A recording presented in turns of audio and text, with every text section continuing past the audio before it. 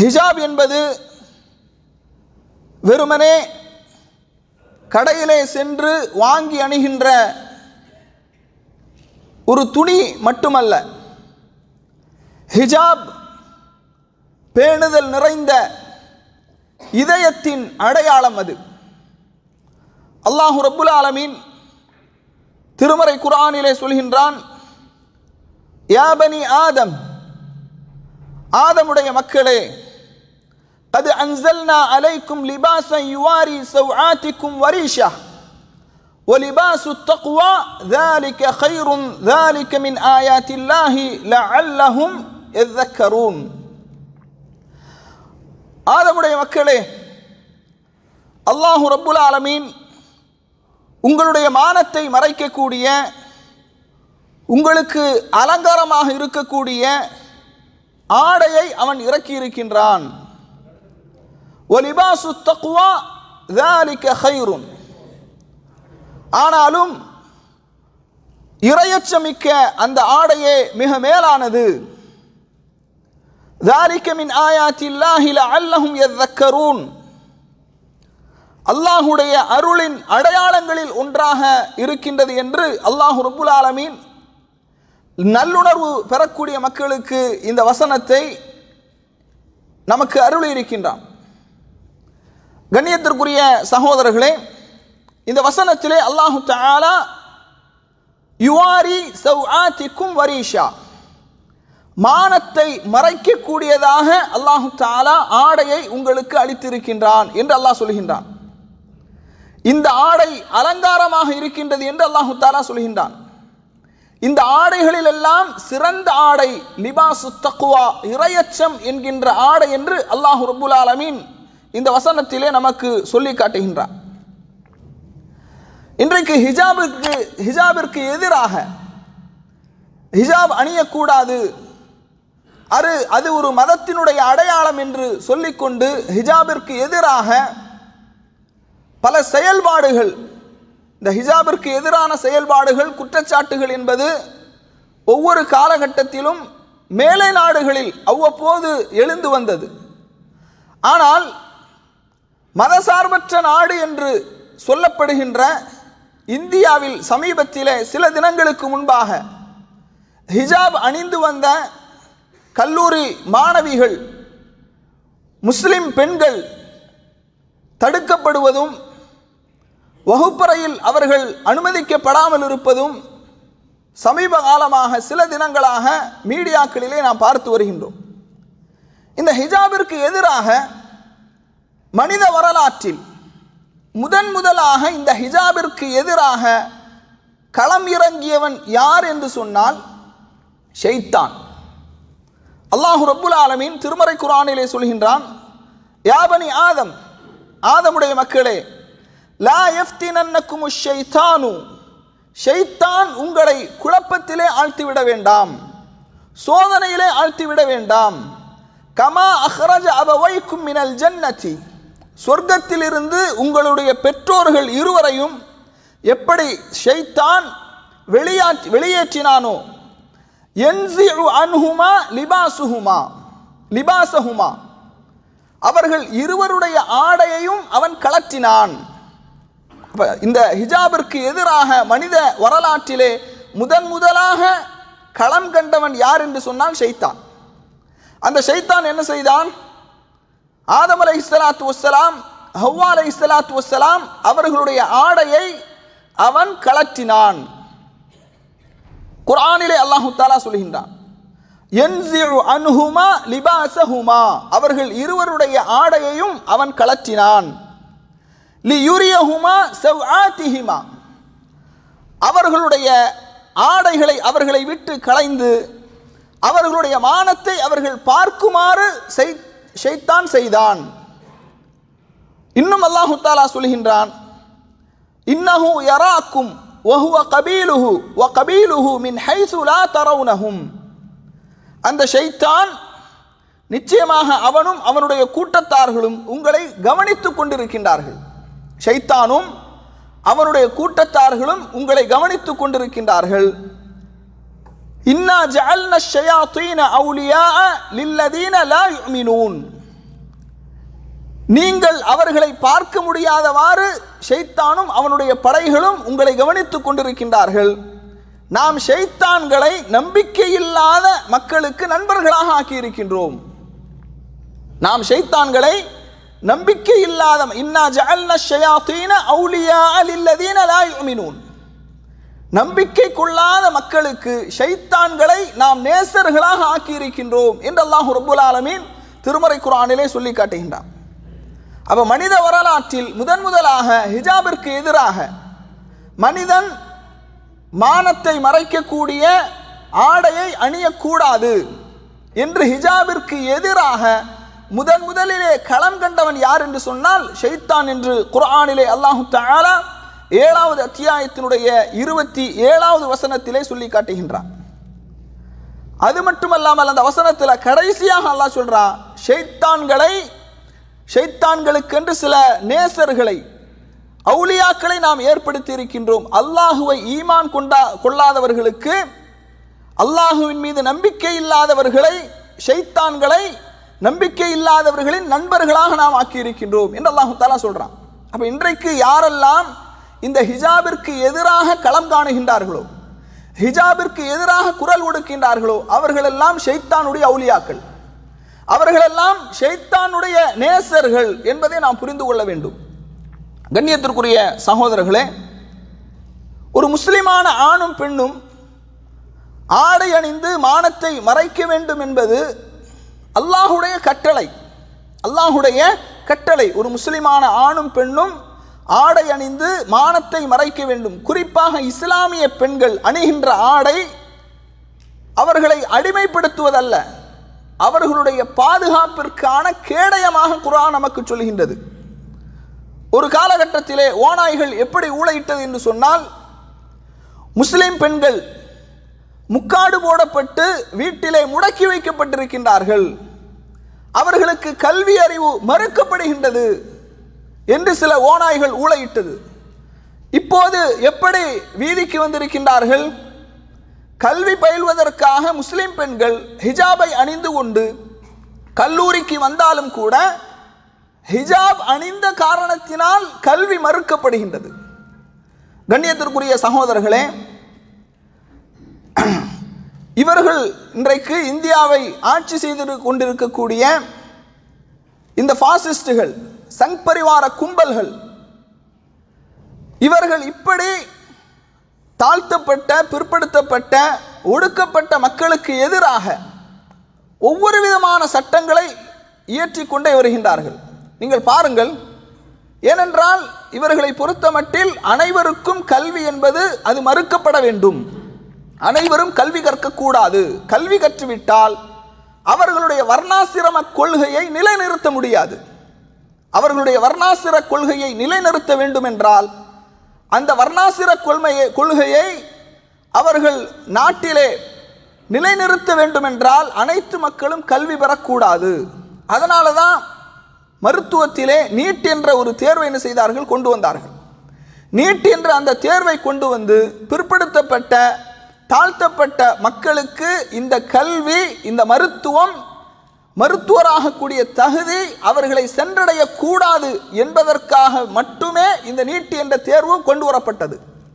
இன்றைக்கு முஸ்லிம்கள், குறிப்பாக முஸ்லிம் பெண்கள், அவர்கள் படித்துவிடக்கூடாது, ஆளுமை மிக்கவர்களாக, சமூகத்தை வழிநடத்தக்கூடிய தகுதி உள்ளவர்களாக அவர்கள் மாறிவிடக்கூடாது, உயர்ந்த பதவிகளிலே அவர்கள் வந்துவிடக்கூடாது என்பதற்காக வேண்டி இந்த ஹிஜாபை ஒரு பிரச்சனைக்குரிய விஷயமாக என்ன செய்கின்றார்கள், ஆக்குவதை நாம் என்ன செய்கின்றோம், பார்க்கின்றோம்.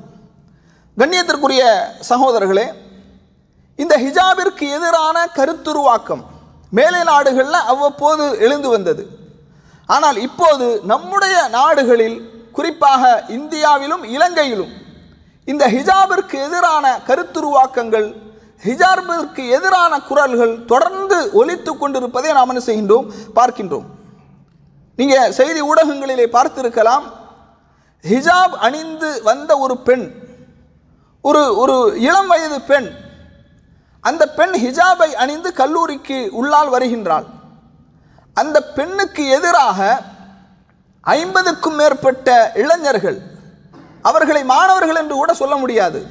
காரணம், பேட்டியளிக்கக்கூடியவர்கள் சொல்றாங்க, அந்த கல்லூரியில் படிக்கக்கூடிய மாணவர்கள் விரல் விட்டு எண்ணக்கூடியவர்கள் தான், அதிகமானவர்கள் வெளியிலிருந்து வரவழைக்கப்பட்டவர்கள், சங் பரிவார கும்பலை சார்ந்தவர்கள் அந்த பெண்ணுக்கு எதிராக கோஷமிடுகின்றார்கள். அந்த பெண்ணும் மாஷா அல்லாஹ் அந்த ஈமானிய உணர்வை அந்த பெண் வெளிப்படுத்தியதை செய்தி ஊடகங்களில் எல்லாம் நாம் பார்த்தோம். அல்லாஹு அக்பர் என்ற அந்த தக்பீர், அந்த முழக்கம், இஸ்லாமிய வரலாற்றிலே இந்த தக்பீர் இருக்கின்றதே பல விஷயங்களை புரட்டி போட்டிருக்கின்றது. ரசூலுல்லாஹி ஸல்லல்லாஹு அலைஹி வஸல்லம் அவர்கள், ஒரே ஒரு நிகழ்வை மட்டும் சொல்கின்றேன். அல்லாஹுடைய தூதர் ஸல்லல்லாஹு அலைஹி வஸல்லம் அவர்கள் ஒரு முறை ஒரு மரத்திற்கு கீழே இளைப்பாறை கொண்டிருக்கின்றார்கள். அப்படி இளைப்பாறை கொண்டிருக்கும் போது சஹாபாக்கள் எல்லாம் அயர்ந்து தூங்கி விடுகின்றார்கள். ஆயுதங்கள் எல்லாம் தொங்கவிடப்பட்டிருக்கின்றது. இஸ்லாமிய எதிரிகளில் ஒருவன் வாளை எடுத்து மையுஹ்மீக மின்னி யா முஹம்மத், முஹம்மதே என்னிடமிருந்து உன்னை காப்பாற்றுபவன் யார் என்று செய்யறாங்க. அவன் வாளை உருவிய வாளோடு கேட்கின்றான். ரசூலுல்லாஹி ஸல்லல்லாஹு அலைஹி வஸல்லம் அவர்கள், அல்லாஹ் உன்னிடமிருந்து என்னை காப்பாற்றுவான் என்று நபி ஸல்லல்லாஹு அலைஹி வஸல்லம் அவர்கள் அல்லாஹ் என்ற அந்த வார்த்தையை உச்சரித்தவுடன் அவனுடைய வாள் அவனுடைய கையிலிருந்து கீழே விழுகின்றது.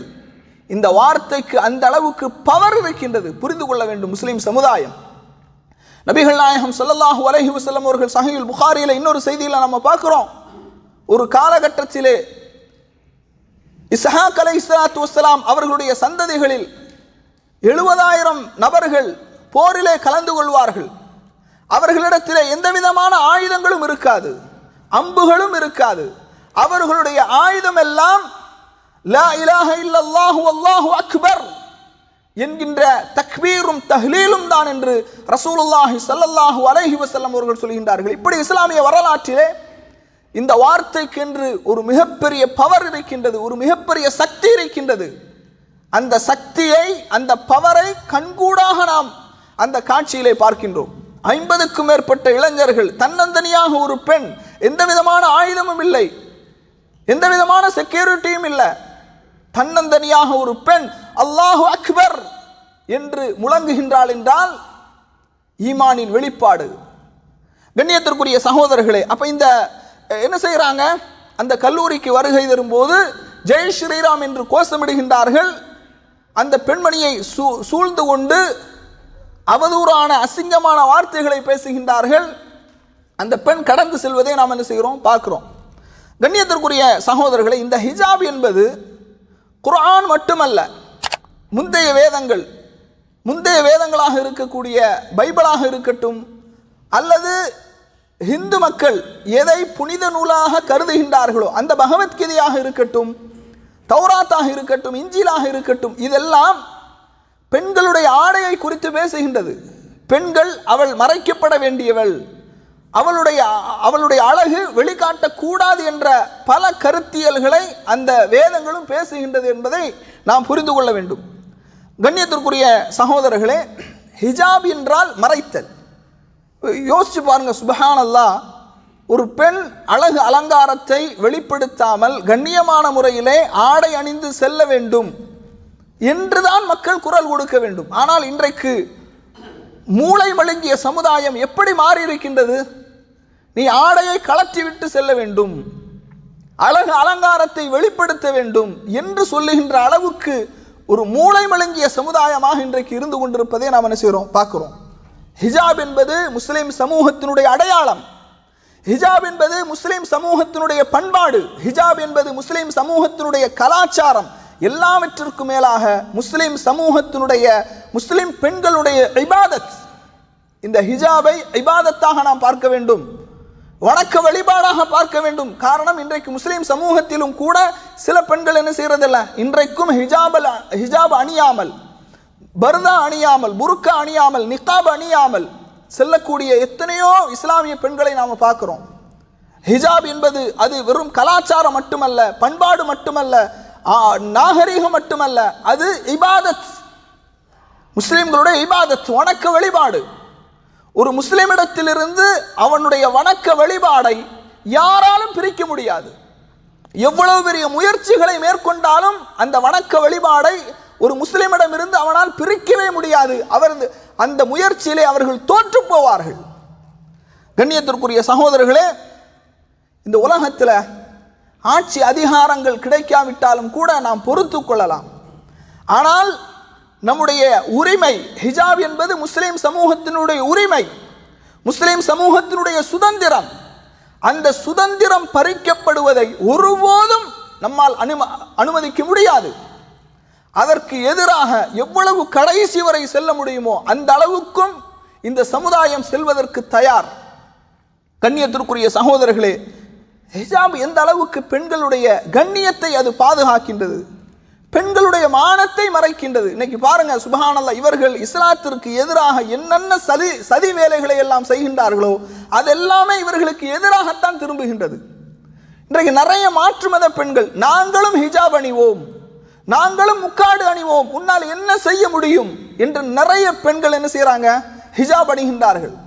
இந்த சப்தம் ஏதாவது மாற்று மத அன்பர்களை சென்றடையும் என்றால் அவர்களுக்கும் நாம் சொல்லுகின்றோம், அந்த பெண்களுக்கும் நாம் சொல்லுகின்றோம், அனைவரும் நீங்கள் ஹிஜாப் அணியுங்கள், அனைவரும் நீங்கள் ஹிஜாப் அணியுங்கள். அந்த ஹிஜாப் உங்களுடைய மானத்தை மறைக்கக்கூடியது, உங்களுக்கு பாதுகாப்பான ஒரு கேடயம். அந்த ஹிஜாப் அந்நிய ஆண்களுடைய பார்வைகளிலிருந்து, தீய பார்வைகளிலிருந்து, கெட்ட நோக்கங்களிலிருந்து உங்களை பாதுகாக்கக்கூடியது.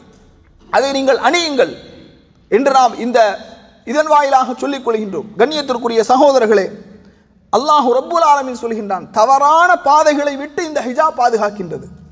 சுப்ஹானல்லாஹ். அல்லாஹ் ரப்புல் ஆலமீன் 33வது அத்தியாயத்தினுடைய 59வது வசனத்திலே சொல்கின்றான், யா அய்யுஹன் நபி, நபியே நீங்கள் சொல்லுங்கள், குல்லி அஸ்வாஜிக, உங்களுடைய மனைவார்களுக்கு நீங்கள் சொல்லுங்கள், ஓ பனாத்திக, உங்களுடைய பெண் குழந்தைகளுக்கு நீங்கள் சொல்லுங்கள், ஓ நிசாஇல் முஃமினீன், மூமினான பெண்களுக்கு நீங்கள் சொல்லுங்கள், யுதுனீன அலைஹின்ன மின் ஜலாபீபிஹின்ன, அவர்கள் தங்களுடைய முந்தானைகளை கொண்டு தாழ்த்தி கொள்ளுமாறு நீங்கள் கட்டளையிடுங்கள், அவர்களுடைய மார்புகளை மறைத்துக் கொள்ளுமாறு நீங்கள் கட்டளையிடுங்கள். ذَلِكَ أَدْنَى أَنْ يُعْرَفْنَ فَلَا يُؤْذَيْنَ, அதற்கான காரணத்தையும் அல்லாஹு தஆலா சொல்கின்றான். ஏன் ஹிஜாப் அணிய வேண்டும், எதற்காக ஹிஜாப் அணிய வேண்டும், ஹிஜாப் அணிவதன் மூலமாக முஸ்லிம் சமூகத்திற்கு, ஏன் பெண்கள் சமூகத்திற்கு அதனால் ஏற்படக்கூடிய நன்மை என்ன? அல்லாஹ் ரப்புல் ஆலமீன் சொல்கின்றான், நிசாஅல் மூமினான பெண்களுக்கு நீங்கள் சொல்லுங்கள், யுதுனீன அலைஹின்ன மின் ஜலாபீபிஹின்ன, அவர்கள் முந்தானைகளால் தங்களுடைய மார்புகளை மறைத்துக் கொள்ளட்டும், முந்தானைகளால் அவர்கள் தாழ்த்தி கொள்ளுமாறு நீங்கள் அவர்களுக்கு கட்டளையிடுங்கள். ذَلِكَ أَدْنَى أَنْ يُعْرَفْنَ فَلَا يُؤْذَيْنَ, அல்லாஹ் தஆலா சொல்கின்றான், கண்ணியமானவர்கள் என்று அறியப்பட்டு யார் ஹிஜாப் அணிந்து கொண்டு நீங்க பாருங்க, அதாவது ஹிஜாப் அணிந்து செல்லக்கூடிய ஒரு பெண்ணும் ஹிஜாப் அணியாமல் அரைகுறை ஆடையுடன் செல்லக்கூடிய பெண்கள், இந்த இரண்டு சாராரையும் எந்த பெண்களை அந்நிய ஆண்கள் அதிகமாக பார்ப்பார்கள், எந்த பெண்களை அடைய வேண்டும் என்ற அந்த கெட்ட எண்ணம், தீமையான எண்ணங்களை கொண்ட ஆண்களுக்கு ஏற்படும். ஹிஜாப் அணியாமல் அரைகுறை ஆடையுடன் செல்லக்கூடிய பெண்களை பார்க்கும்போதுதான் தவறான எண்ணங்கள் ஒரு மனிதனுடைய, ஒரு ஆணினுடைய உள்ளத்திலே ஏற்படுகின்றது. கண்ணியமான முறையிலே ஹிஜாப் அணிந்து செல்லும் போது அதற்குரிய மரியாதையே தனி. ஏன் நாம இந்த நாடுகளில் நீங்க பாருங்க, நாம் ஒரு நடைபாதையிலே நடந்து கொண்டு வருகின்றோம் என்று வைத்துக் கொள்வோம், அல்லது நாம் நம்முடைய குடும்பத்தினரை அழைத்து கொண்டு வருகின்றோம் என்று வைத்துக் கொள்ளுங்கள். நாம் வர்றோம், எதிர் தரப்பில் ஆண்களும் வருகின்றார்கள். நாம் குடும்பத்தினரோடு வரும்போது ஹிஜாப் அணிந்த அந்த பெண்களை பார்க்கும்போது என்ன செய்யறாங்க, உடனே இறங்கி வழிவிட்டு மாறி சென்று விடுகின்றார்கள். பார்க்கிறோமா இல்லையா? அந்த ஹிஜாபிற்கு என்று ஒரு கண்ணியம் இருக்கின்றது, ஒரு பாதுகாப்பு, அது பெண்களுடைய பாதுகாப்பு அரண், பாதுகாப்பு கேடயம்.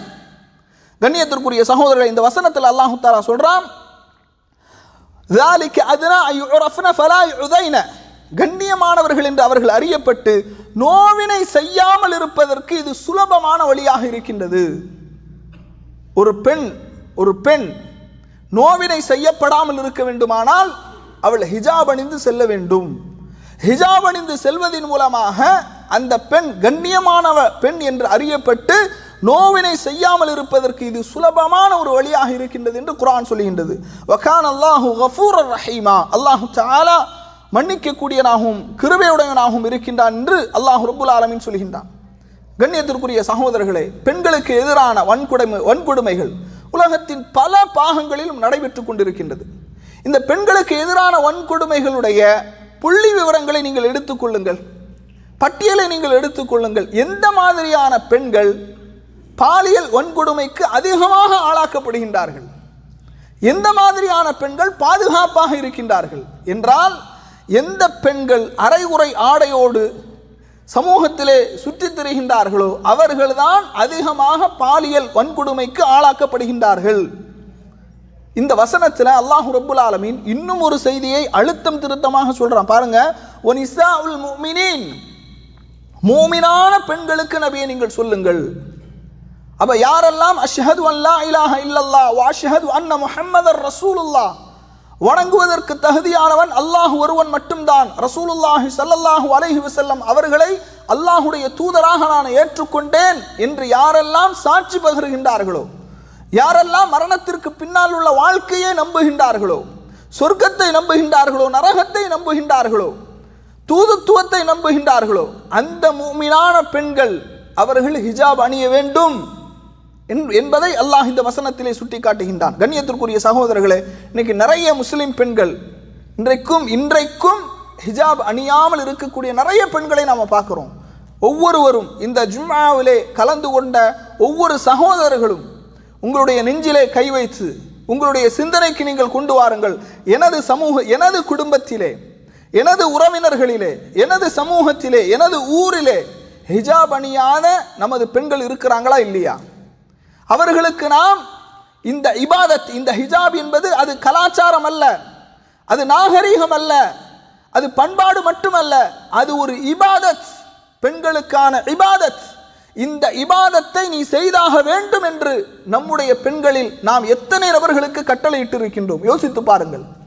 அப்ப கண்ணியத்திற்குரிய சகோதரர்களே, அல்லாஹு தஆலா என்ன செய்கின்றான்?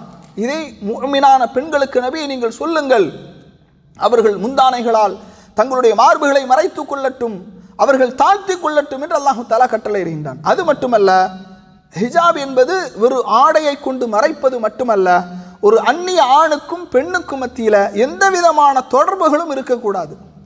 ஒருவேளை பேசுவதாக இருந்தால், ஒருவேளை ஏதாவது குடுக்கல் வாங்கல்கள் இருக்குமேயானால் அது கூட திரைக்கு அப்பால் இருந்துதான் கேட்க வேண்டும். அதையும் அல்லாஹு தஆலா ஹிஜாப் என்று சொல்கின்றான். திரைக்கு அப்பால் இருந்து, ஹிஜாபிற்கு அப்பால் இருந்து கேட்பது, குடுக்கல் வாங்கல் செய்வது, ஒரு அந்நிய ஆணுக்கும் பெண்ணுக்கும் மத்தியில ஒரு குடுக்கல் வாங்கல் பேச்சுவார்த்தைகள் இருப்பதாக இருந்தாலும் கூட ஹிஜாபிற்கு அப்பால் இருக்க வேண்டும் என்று குர்ஆன் சொல்கின்றது. அதுதான் உள்ளத்திற்கு தூய்மையானது என்று குர்ஆன் சொல்கின்றது. அல்லாஹ் ரப்புல் ஆலமீன் சொல்கின்றான், வைதா சஅல்துமுஹுன்ன மத்தான், ஏதாவது ஒன்றை நீங்கள் கேட்பதாக இருந்தால், பெண்களிடத்தில் ஏதாவது ஒன்றை நீங்கள் கேட்பதாக இருந்தால், ஃபஸ்அலூஹுன்ன மின் வராஇ ஹிஜாபின், ஹிஜாபுக்கு அப்பால் இருந்து நீங்கள் கேளுங்கள். யோசித்து பாருங்கள், இந்த நடைமுறை நமது குடும்பத்திலே பேணப்படுகின்றதா? ஹிஜாபுக்கு அப்பால் இருந்து பேசுவது. எத்தனையோ குடும்பங்களில் நாம் இன்னைக்கு என்ன செய்கிறோம்? சர்வசாதாரணமாக ஒரு கணவனுடைய தம்பியிடம், அதுபோன்று கணவனுடைய அண்ணனிடம் சாதாரணமாக என்ன செய்கிறாங்க? பெண்கள் பேசுகின்றார்கள், ஹிஜாப் இல்லாமல் பேசுகின்றார்கள். இன்னைக்கு பார்க்குறோம், சுப்ஹானல்லாஹ், தெருக்களிலே சில பெண்கள் என்ன செய்கிறாங்கன்னா, காய்கறி விற்கக்கூடியவன், பால் விற்கக்கூடியவன், இதர பொருட்களை விற்கக்கூடியவன் வரும்போது அவர்களுக்கு முன்னிலையில் ஹிஜாப் இல்லாமல் நிற்கக்கூடிய காட்சிகளை நம்ம பார்க்குறோம். ஆனால் அந்த வழியாக ஒரு ஆலிம்சா நடந்து போனால் உடனே என்ன செய்கிறாங்க? உள்ளே சென்று விடுகின்றார்கள், மறைத்துக் கொள்கின்றார்கள். அந்நிய ஆண்களிடத்தில் எல்லோருமே அந்நிய ஆண்கள் தான். அப்போ அந்நிய ஆண்களிடத்தில் எந்த அளவுக்கு ஹிஜாபை பேண வேண்டும் என்பதை இந்த வசனம் நமக்கு உணர்த்துகின்றது. வைதா சஅல்துமுஹுன்ன மத்தான், ஏதாவது ஒன்றை அவர்களிடத்தில் நீங்கள் கேட்பதாக இருந்தால், ஃபஸ்அலூஹுன்ன மின் வராஇ ஹிஜாப், ஹிஜாபுக்கு அப்பால் இருந்து நீங்கள் கேளுங்கள். ذَلِكُمْ أَطْهَرُ لِقُلُوبِكُمْ وَقُلُوبِهِنَّ, அது உங்களுடைய உள்ளத்திற்கும் பரிசுத்தமானது, அவர்களுடைய உள்ளத்திற்கும் அதுதான் தூய்மையானது என்று அல்லாஹ் ரப்புல் ஆலமீன் 33வது அத்தியாயத்தினுடைய 53வது வசனத்திலே சொல்லி காட்டுகின்றான். இந்த ஹிஜாப் முறை நமது குடும்பத்திலே பேணப்பட வேண்டும், நமது சமூகத்திலே பேணப்பட வேண்டும், அனைத்து இடங்களிலும் பேணப்பட வேண்டும். இதுதான் பெண்களுக்கான பாதுகாப்பு. கற்பொழுக்கம் உள்ள பெண்களுக்கான பாதுகாப்பு இதில் தான் இருக்கின்றது. இந்த ஹிஜாபுடைய முறை அனைத்து இடங்களிலும் பேணப்பட வேண்டும். கண்ணியத்திற்குரிய சகோதரர்களே, இன்றைக்கு இவர்கள் விமர்சிக்கக்கூடிய விமர்சனங்கள், இவர்கள் செய்கின்ற எல்லா விதமான அட்டூழியங்கள், இதனால் இஸ்லாமிய சமூகத்திற்கு, அதாவது இந்த மார்க்கத்திற்கு எந்த விதமான பாதிப்பையும் இது ஏற்படுத்தாது. மென்மேலும் இந்த ஹிஜாபின் மூலமாக மக்கள் எந்த அளவுக்கு பாதுகாப்பாக இருக்கிறாங்க, பெண்களுக்குரிய பாதுகாப்பு என்பதை அந்நிய பெண்கள் அறிந்து கொள்வார்கள். அதற்கு இது ஒரு மிகப்பெரிய வழிகாட்டுதலாகத்தான் இருக்கும் என்பதை நாம் உணர்ந்து கொள்ள வேண்டும். அல்லாஹு ரப்புல் ஆலமீன் இந்த மார்க்கத்தினுடைய மகத்துவங்களை, இந்த ஹிஜாபின் மூலமாக பெண்கள் அடைகின்ற நன்மைகளை சமூகத்திற்கு கொண்டு செல்லக்கூடிய மக்களாக அல்லாஹு தஆலா உங்களையும் என்னையும் ஆக்கியல்வானாக என்று கூறி ஜும்மாவின் முதல் உரையை நிறைவு செய்கின்றேன்.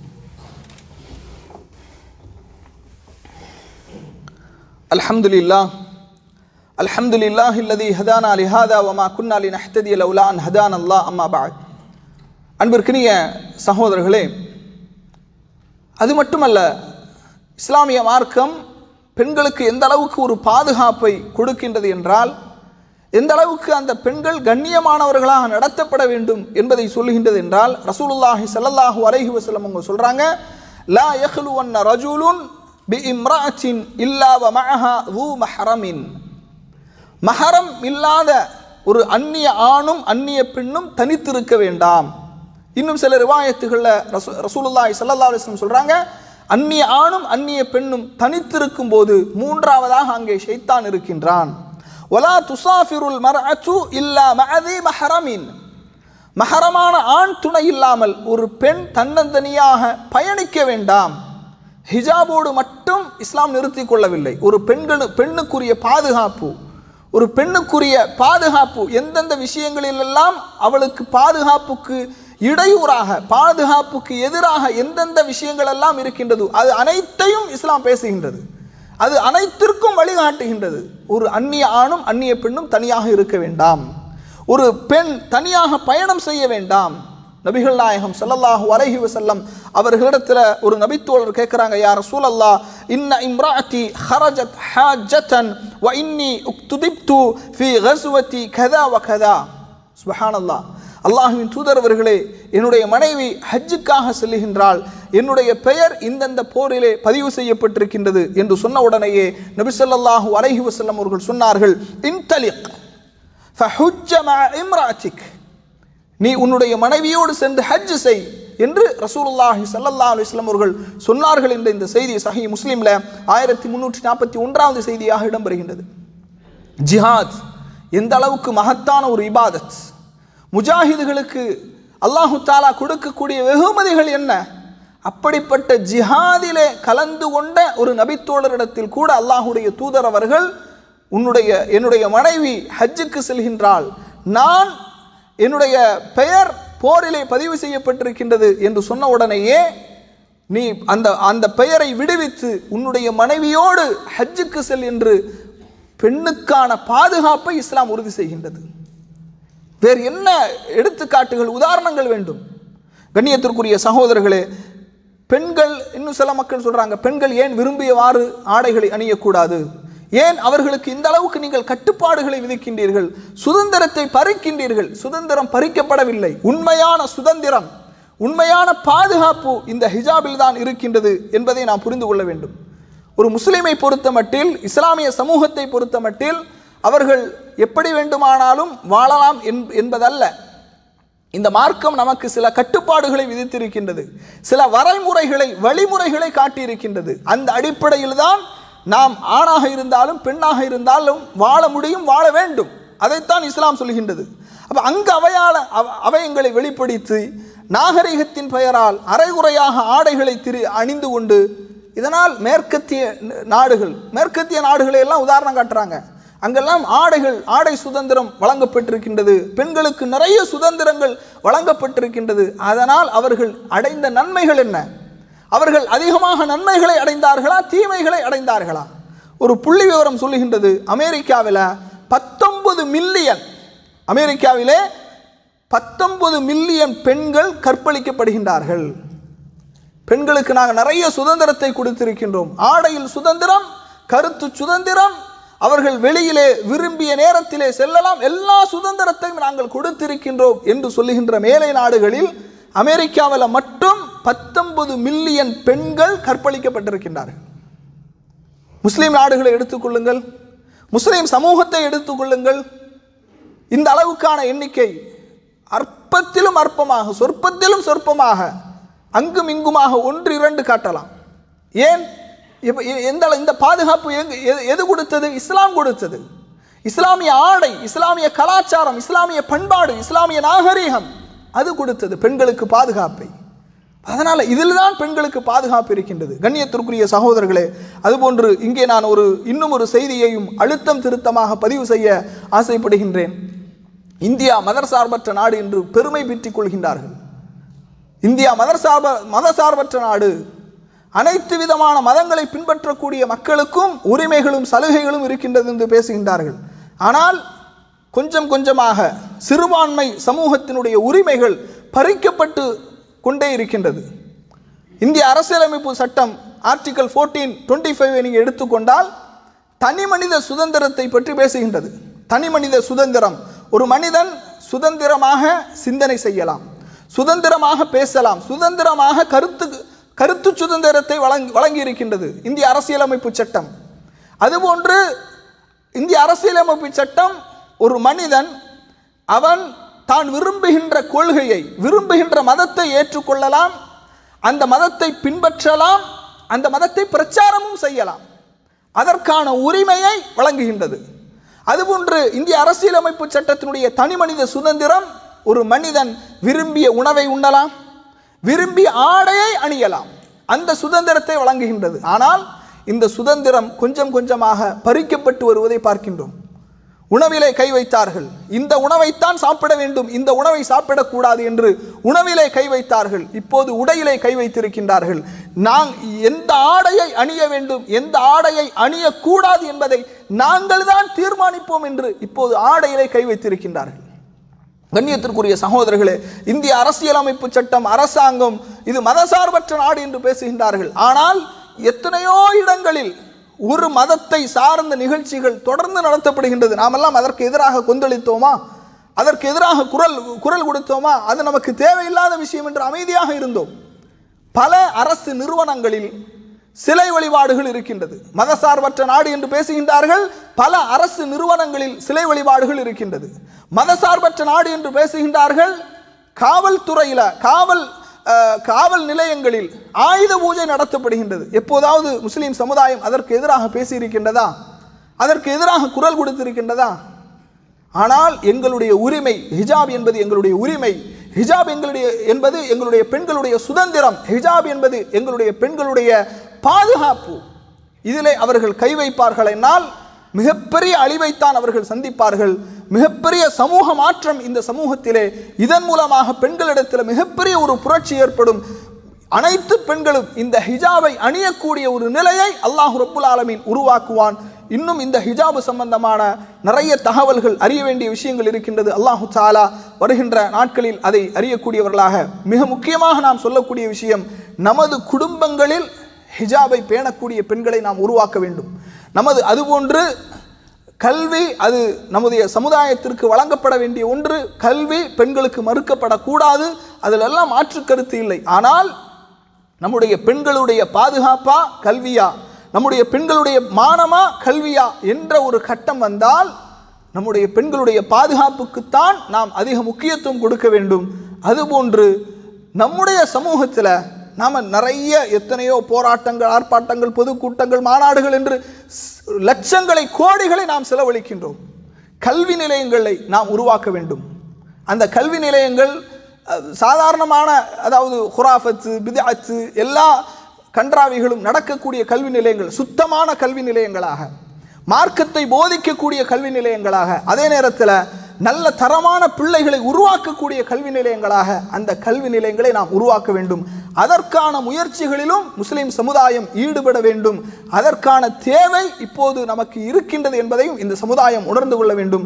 அப்படிப்பட்ட தொலைநோக்கு பார்வையோடு ஏதோ சில ஆர்ப்பாட்டங்கள் போராட்டங்களோடு இது முடித்து விடாமல் இந்த சமூகத்தை கல்வியிலே முன்னேற்றமுடைய ஒரு சமுதாயமாக, கல்வியை கற்று சமூகத்தை பிற சமூக மக்களையும் வழிநடத்தக்கூடிய மக்களாக அல்லாஹு தஆலா நம்மை ஆக்கியருள வேண்டும்.